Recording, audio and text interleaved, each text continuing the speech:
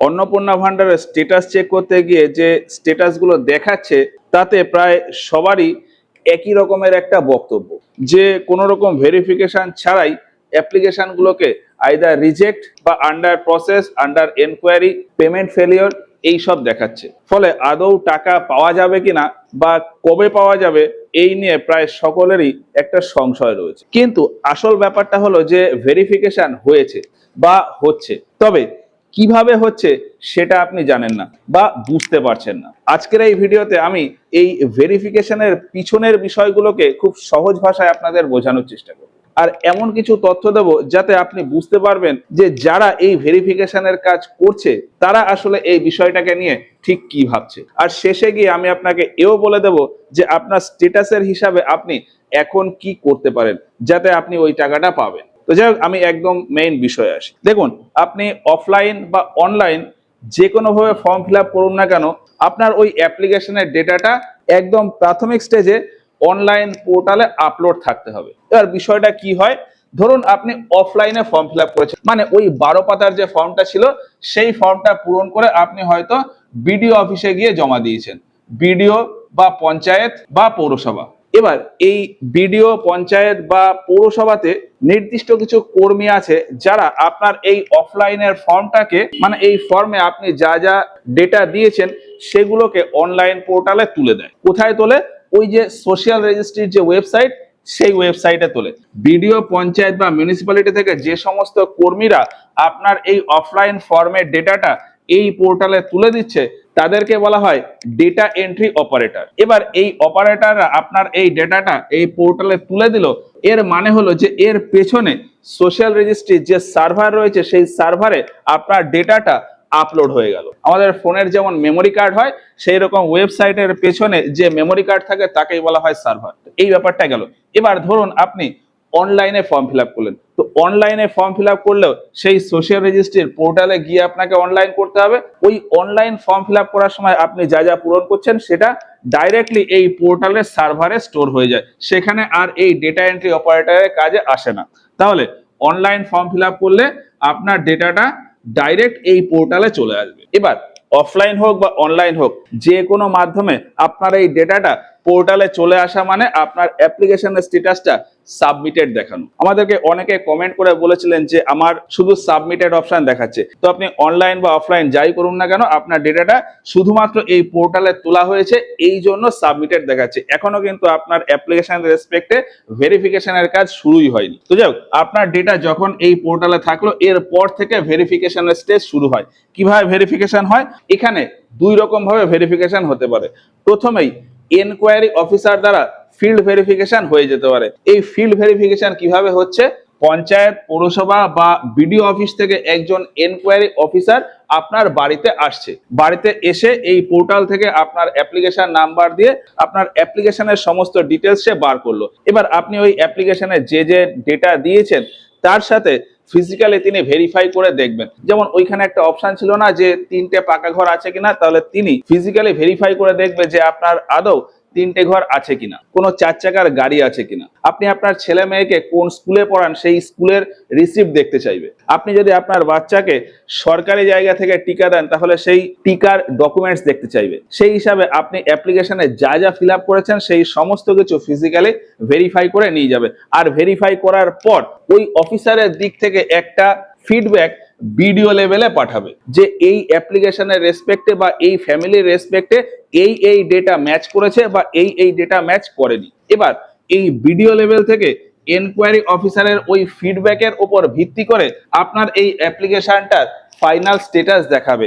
এই BDO level থেকে হয় আপনার অ্যাপ্লিকেশনটা অ্যাপ্রুভ দেখাবে অথবা রিজেক্টেড দেখাবে। এখন বিডিও এই অ্যাপ্রুভ বা রিজেক্টেড স্ট্যাটাস দেওয়ার আগে পর্যন্ত আপনার এই অ্যাপ্লিকেশনের স্ট্যাটাসটা আন্ডার এনকোয়ারি দেখায়। তাহলে আপনার স্ট্যাটাসে আপনি আন্ডার এনকোয়ারি দেখতে পাচ্ছেন, এর মানে হলো যে আপনার ফিল্ড ভেরিফিকেশনের কাজ হচ্ছে বা ভেরিফিকেশন হয়ে গিয়ে এই এনকোয়ারি অফিসার রিপোর্ট পাঠিয়ে দিয়েছে, ভিডিও সেটা চেক করার অপেক্ষায় রয়েছে। এবার এখানে প্রশ্ন হলো যে ম্যাক্সিমাম মানুষেরই এই ফিল্ড ভেরিফিকেশন হয়নি তবুও আন্ডার এনকোয়ারি দেখাচ্ছে, এটা কেন? এটার জন্য হচ্ছে এই ভেরিফিকেশনের আরো একটা স্টেজ আছে, মানে আরো একটা উপায়ে ভেরিফিকেশন করা হয়, সেটা হলো অটোমেটিক কম্পিউটারে ভেরিফিকেশন। মানে এই ফিল্ড ভেরিফিকেশনের স্টেপটা আপাতত স্কিপ করে দেওয়া। এখানে কি হয়, এই বিডিও অফিস থেকে কোনো একজন ব্যক্তি বা কোনো একজন কর্মচারী এই পোর্টাল থেকে আপনার নাম দিয়ে সার্চ করলেই বা আপনার ফোন নাম্বার দিয়ে সার্চ করলেই ওই অ্যাপ্লিকেশনে আপনি কি কি ফিল আপ করেছেন সেই সমস্ত ডিটেলস স্ক্রিনে শো করে দেয়। এখন একজন কর্মচারী আপনার ডিটেলসের হিসাবে হয়তো দেখলো যে আপনি এই 3টে ঘরের জায়গায় কাটা করেছেন, তার মানে আপনার 3টে ঘর নেই। ইনকাম ট্যাক্সের জায়গায় নো করেছেন, তার মানে আপনি ইনকাম ট্যাক্স দেন না। গাড়ির জায়গাতে ক্রস করেছেন বা নো করেছেন, তার মানে আপনার কোনো 4 চাকার গাড়ি নেই। টিকার জায়গাতে ইয়েস করেছেন, মানে আপনার ছেলে মেয়েদের আপনি সরকারি জায়গা থেকে টিকা দিয়েছেন। সরকারি স্কুলের জায়গায় হ্যাঁ লিখেছেন, তার মানে আপনার ছেলে মেয়েদের সরকারি স্কুলে পড়ান। রেশন কার্ড RSKY হয়তো 1 দিয়েছেন, তো সেইভাবে গেল। এপিক নাম্বার আপনার কিছু একটা দিয়েছেন। নিজস্ব জমি বলেছেন আছে অল্প পরিমাণ। ইন্স্যুরেন্সের ব্যাপারটা সরকারি, মানে স্বাস্থ্যসাথী ইন্স্যুরেন্সের কথা আপনি বলেছেন। এইরকম কোন একজন ব্যক্তি হয়তো ফিল আপ করলো। এছাড়াও আরো বিভিন্ন ডকুমেন্টস আছে, আধার কার্ডের নাম্বার, প্যান কার্ডের নাম্বার, ব্যাংক অ্যাকাউন্ট নাম্বার, এই সমস্ত বিভিন্ন জিনিস আছে, তো সেগুলোতে আমি আর গেলাম না। এইবার ব্যাপারটা বুঝুন, ভিডিও লেভেল থেকে যিনি আপনার এই ফর্মটাকে দেখছেন তিনি কিন্তু শিওর করে বলতে পারবেন না যে আপনার 3টে ঘর আছে কি নেই। আপনি ক্রস করেছেন সেই হিসাবে উনি মেনে নিয়েছে যে আপনার 3টে ঘর নেই, আপনার হয়তো 3টে ঘর আছে, কিন্তু আপনি নো করেছেন সেই হিসাবে ওখানে নো দেখাচ্ছে। ভিডিও লেভেল থেকে যিনি দেখছেন তিনি কিন্তু আপনার এই না কথাটার উপর ভিত্তি করেই আপনার এই স্ট্যাটাসটাকে আপডেট করছে। আপনি বলেছেন না, সেই হিসাবে তিনি ধরেই নিয়েছেন যে আপনার 3টে ঘর নেই। আপনি ইনকাম ট্যাক্স দেন না, এখানে নো করেছেন, মানে এই কর্মী কিন্তু ধরেই নিয়েছে যে আপনি ইনকাম ট্যাক্স দেন না। যদিও এই কর্মী চাইলে আপনার প্যান কার্ডের নাম্বার দিয়ে ভেরিফাই করে দেখতে পারে যে আপনি আদৌ ইনকাম ট্যাক্স দেন কিনা। এখন এই কর্মী যদি না দেখে যদি আপনার এই অপশনের ভিত্তিতেই ধরে নেয় যে আপনি ইনকাম ট্যাক্স দেন না, আর সেই হিসাবে যদি আপনার অ্যাপ্লিকেশনটাকে আপডেট করে দেয় বা অ্যাপ্রুভ করে দেয়, সেক্ষেত্রে আপনি কিন্তু ফলস ক্লেম করে এই টাকাটা পেয়ে যাবেন। ভিডিওর এই কর্মী আপনার এটাকে যেমন ভেরিফাই করছে, এর পরে যদি ফার্দার ফিল্ড ভেরিফিকেশন না হয়, সেক্ষেত্রে আপনার এই ছোট একটু স্টেটমেন্টের জন্যই আপনার এই অ্যাপ্লিকেশনটা অ্যাপ্রুভ হয়ে যাবে। ওই যে একটা কথা আছে না যে চুরি বিদ্যা মহাবিদ্যা যদি না বড় ধরা, আপনি চুরি করে এখানে ফলস একটা স্টেটমেন্ট দিয়ে দিয়েছেন, পরে ভেরিফাই হয়নি, সেই জন্য আপনি টাকা পেয়ে যাচ্ছেন। তারপর আপনি হয়তো স্ট্যাটাসে দিয়েছেন যে আমার কোনো গাড়ি নেই, অথচ আপনার বাড়িতে হয়তো 2টো 4 চাকার গাড়ি রয়েছে। এখন ভিডিও অফিসের ওই কর্মী তো আপনার বাড়িতে এসে এখন দেখতে যাচ্ছে না, এই কর্মী আপনি যেটা দিয়েছেন তার সাপেক্ষে আপনার এই অ্যাপ্লিকেশনটাকে যাচাই করছে, আর এর জন্যই এই ভেরিফিকেশনে প্রচুর পরিমাণে গরমিল হচ্ছে। এবার কেউ হয়তো বললো যে আমি টিকা সরকারি জায়গা থেকেই দিয়েছি, কিন্তু অ্যাকচুয়ালি হয়তো দেখা গেল তিনি প্রাইভেট থেকে টিকা দিয়েছেন। ওই ডকুমেন্টস তো আর এই মুহূর্তে ভিডিওর ওই কর্মী দেখতে যাচ্ছে না, ফলে তিনি যে স্টেটমেন্ট পেয়েছেন সেই হিসাবেই অ্যাপ্রুভ করে দিলেন। এইরকম বিভিন্নভাবে বিভিন্ন স্টেটমেন্ট এখানে যা যা ফিল আপ করা হয়েছে তার ভিত্তিতে ভিডিও অফিসের ওই কর্মী আপনার ওই অ্যাপ্লিকেশনটাকে অ্যাপ্রুভ বা রিজেক্ট করছে। আপনি হয়তো সত্যি কথা বলতে গিয়ে বললেন যে হ্যাঁ আমার 3টে ঘর আছে। এবার একটা বিষয় বুঝুন, এই যে ভিডিও অফিসে যে সমস্ত কর্মীরা এই ভেরিফিকেশনের কাজ করছে তাদের ওপর কিন্তু অফিসিয়ালি এখনো পর্যন্ত বোধহয় সেরকম কোনো নোটিশ নেই যে এইখানে এই কন্ডিশন থাকলে কোনো একটা অ্যাপ্লিকেশন অ্যাপ্রুভ হবে, আর এই কন্ডিশন না থাকলে কোনো একটা কন্ডিশন মানে কোনো একটা অ্যাপ্লিকেশন রিজেক্ট হয়ে যাবে। ফলে এখন এই ভিডিও অফিসের কোনো কর্মী যদি এই 3টে পাকা ঘর থাকার জন্য একটা ফর্মকে রিজেক্ট করে দেয় বা গাড়ি থাকার জন্য একটা ফর্মকে রিজেক্ট করে দেয়, সেক্ষেত্রে এই ভিডিও অফিসের কর্মীর উপরে হয়তো আনঅফিসিয়াল একটা নির্দেশ রয়েছে। কারণ অফিসিয়াল নির্দেশ থাকলে সেটা পাবলিকের সামনে কিন্তু অ্যানাউন্সমেন্ট হতো যে এই কন্ডিশন থাকলে আপনারা এই স্কিমের সুবিধা পাবেন না। এখানে আমি এই ভিডিও অফিসের কর্মীদের নিয়ে আরো একটা কথা বলে রাখি, এই ভিডিও অফিসের কর্মীরা চাইলে আপনার এই পয়েন্টগুলোর ভেতর বিভিন্ন জিনিসপত্র ভেরিফাই করে নিতে পারে অনলাইন পোর্টালের মাধ্যমেই। কিভাবে? যেমন এই আপনার প্যান কার্ডের নাম্বার দিয়ে আপনি ইনকাম ট্যাক্স দেন কিনা সেটা ভেরিফাই করে নিতে পারে। আপনার এপিক নাম্বার দিয়ে এই SIR এর পর যে ফাইনাল ভোটার লিস্ট বার হলো সেই ভোটার লিস্টে আপনার নাম আছে কিনা সেটা চেক করে নিতে পারেন। আপনার রেশন কার্ডের যে নাম্বার দিয়েছেন সেই নাম্বার দিয়ে তিনি দেখে নিতে পারেন যে আপনি প্রতি মাসে মাল তোলেন কি তোলেন না। এইরকম বিভিন্ন জিনিস এই ভিডিও অফিসের কর্মী কিন্তু ভেরিফাই করে নিতে পারে।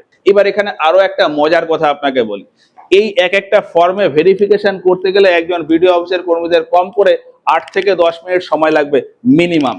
এমনকি 15-20 মিনিট সময়ও লেগে যেতে পারে। সেক্ষেত্রে একজন এই বিডিও অফিসের কর্মী তিনি একদিনে খুব বড় জোর হলে 20 থেকে 25 বা 30টা ফর্ম তিনি ভেরিফাই করতে পারেন। কিন্তু একজন বিডিও অফিসের কর্মীকে যদি আনঅফিসিয়ালি বলা হয় যে আপনি 100-150 ফর্ম একদিনে ভেরিফাই করে দিন, সেক্ষেত্রে ওই কর্মী কিন্তু এই সমস্ত ডিটেলস অত বেশি কিছু দেখতে যাবে না।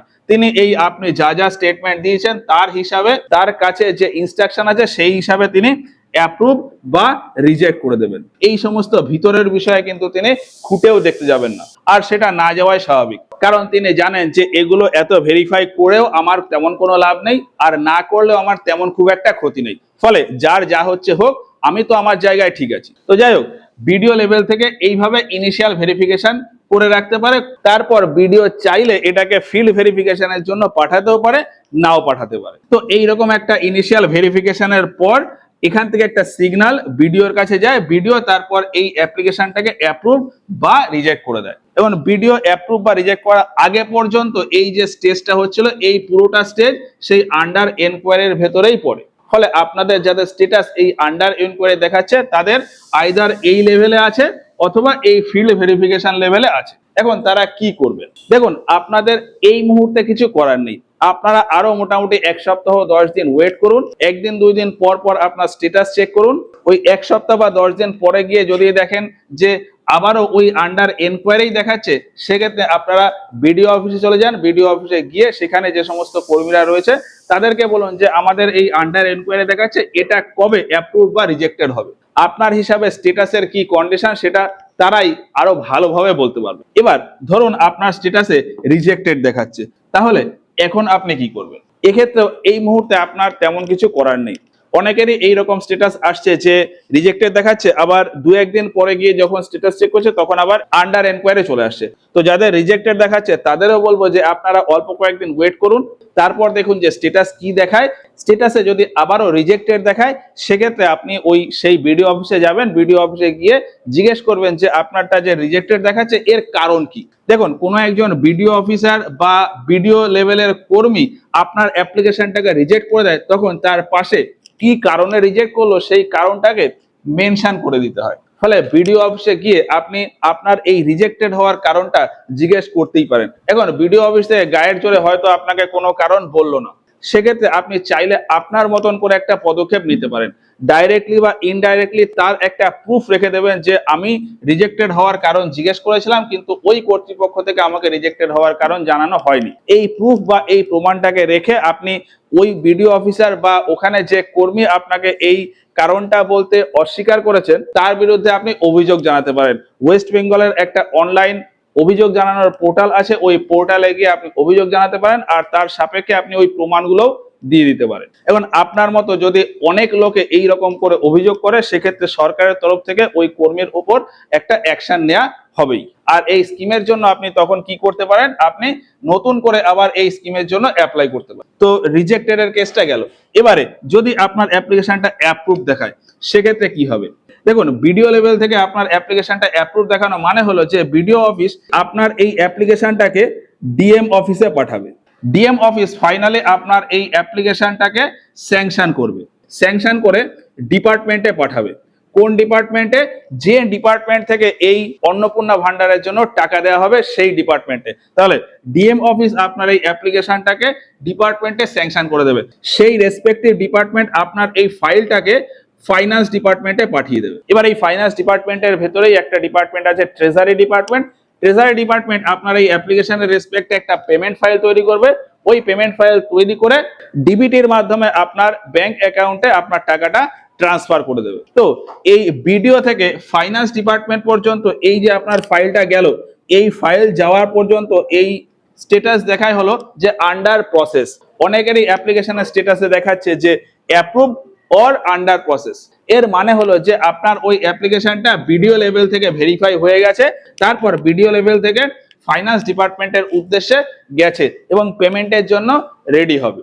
এবার ওই ট্রেজারি ডিপার্টমেন্ট আপনার অ্যাপ্লিকেশনের রেসপেক্টে যে পেমেন্ট ফাইল তৈরি করলো, তার মাধ্যমে এই ডিবিটি থ্রু আপনার অ্যাকাউন্টে যে টাকাটা ঢুকছে সেই টাকা যদি ঠিকঠাক ভাবে ঢুকে যায় তাহলে তো ভালো, আর যদি টাকাটা না ঢোকে সেক্ষেত্রে আপনাকে পেমেন্ট ফেলিওর স্ট্যাটাসে দেখিয়ে দেয়। এর অর্থ হলো যে আপনার সমস্ত ভেরিফিকেশন কমপ্লিট হয়ে গেছে, আপনাকে টাকা দেওয়ার জন্য ছাড়াও হয়েছিল, কিন্তু ব্যাংকে বা এই ডিবিটিতে কোনো সমস্যা থাকার জন্য আপনার পেমেন্টটা আটকে গেছে। এবার এখানে যে যে কারণে হতে পারে সেগুলো হলো যে আপনার অ্যাকাউন্টে হয়তো কেওয়াইসি ঠিক মতো আপডেট করা নেই, আপনার অ্যাকাউন্টের সাথে হয়তো ডিবিটি লিঙ্কটা ঠিকঠাক করে করা নেই, বা আপনার ব্যাংক অ্যাকাউন্টের সাথে আপনার ফোন নাম্বার হয়তো ঠিকঠাক মতো লিঙ্ক নেই। তো এইগুলো একটুখানি চেক করতে হবে। এখন এগুলো চেক করেও যদি আপনি দেখেন যে ব্যাংকের দিক থেকে আপনার সমস্ত কিছু ঠিক আছে, সেক্ষেত্রে আপনি এই বিডিও বা ডিএম অফিসে চলে যাবেন, সেখানে গিয়ে জিজ্ঞেস করবেন যে আমার এরকম ব্যাংকের থেকে সমস্ত কিছু ঠিকঠাক আছে কিন্তু তাও পেমেন্ট ফেলিওর আসছে,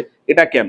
ওরাই আপনাকে এর সঠিক তথ্যটা দিতে পারবে। এবার অনেকের স্ট্যাটাসে কিছুই দেখা যাচ্ছে না, মানে সাবমিটেডও দেখাচ্ছে না, আন্ডার এনকোয়ারিও দেখাচ্ছে না, অ্যাপ্রুভও দেখাচ্ছে না, কিছুই দেখাচ্ছে না। তো এটা তাদেরই দেখাচ্ছে যারা অনলাইনে ফর্ম ফিল আপ করেননি, শুধুমাত্র অফলাইনে কোনো বিডিও পঞ্চায়েত বা পৌরসভাতে গিয়ে জমা দিয়েছিলেন, আর ওই বিডিও পঞ্চায়েত বা পৌরসভা থেকে আপনার ডেটাটা এখনো পোর্টালে তোলা হয়নি, তাদেরকেই ওই রকম স্ট্যাটাস দেখাচ্ছে। তো তাদেরকে বলবো যে আপনারা অনলাইনে একবার ওই ফর্মটাকে ফিল আপ করে দিন। এবার অনেকের স্ট্যাটাসে এই রকম টাইপের ছবি দেখাচ্ছে, ওই ডান দিকে এক জায়গায় কোনায় লেখা রয়েছে যে এই আধার কার্ডটা অলরেডি রেজিস্টার্ড রয়েছে।